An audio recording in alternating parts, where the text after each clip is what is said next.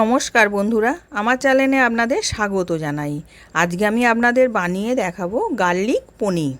তার জন্য আমি 250 গ্রাম পনির নিয়েছিলাম। এবার পনিরটাকে আমি পিস পিস করে কেটে নেব।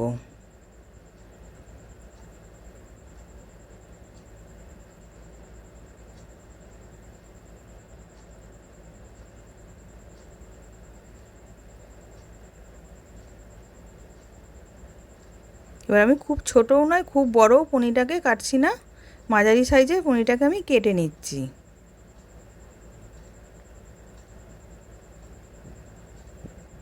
এবার পনিরগুলো সব কাটা হয়ে গেছে। এবার আমি একটা বাটিতে তুলে নেব।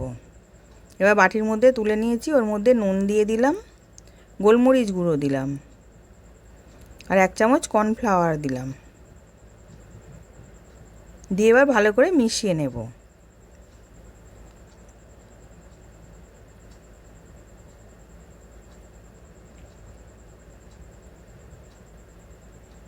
এবার মেশানো হয়ে গেছে।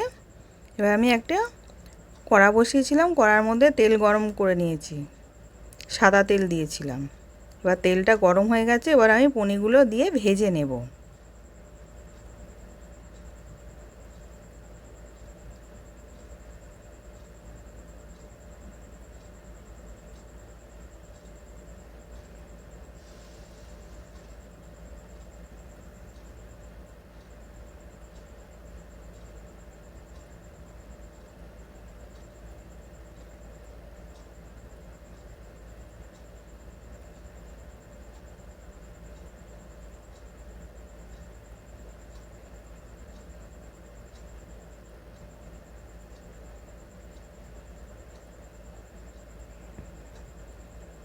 এবার উল্টে পাল্টে লাল লাল করে ভাজা হয়ে গেছে। এবার আমি নাবিয়ে নিচ্ছি।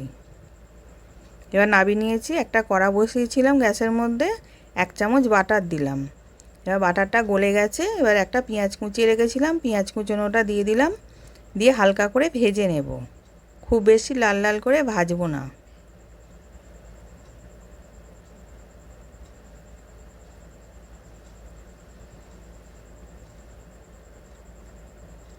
এবার রসুন কুচিয়ে রেখেছিলাম, রসুনটাকেও দিয়ে দিলাম, দিয়ে ওটা একসাথে মিশিয়ে ওটাকেও ভেজে নেব।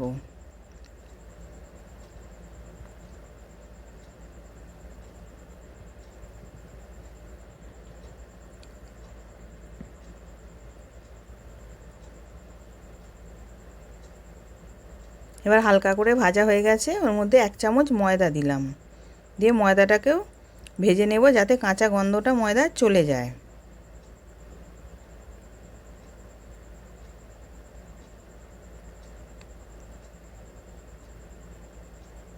এবার ভাজা হয়ে গেছে, আমি পরিমাণ মতো জল দিয়ে দিলাম।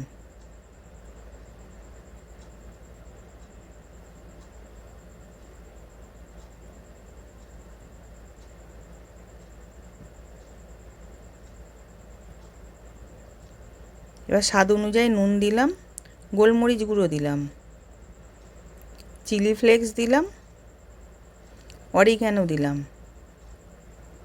দিয়ে ওটাকে সব একসাথে মিশিয়ে নিচ্ছি।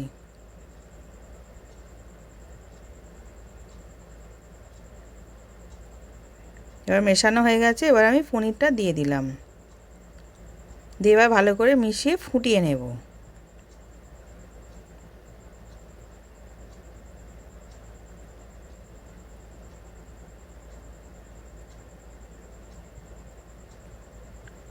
এবার ভালো মতন ফুটে গেছে। নামাবার আগে আমি কিছুটা ধনেপাতা কুচিয়ে রেখেছিলাম, ধনেপাতা কুচি দিয়ে দিলাম, দিয়ে এবার ভালো করে মিশিয়ে এবার আমি নামিয়ে নেব।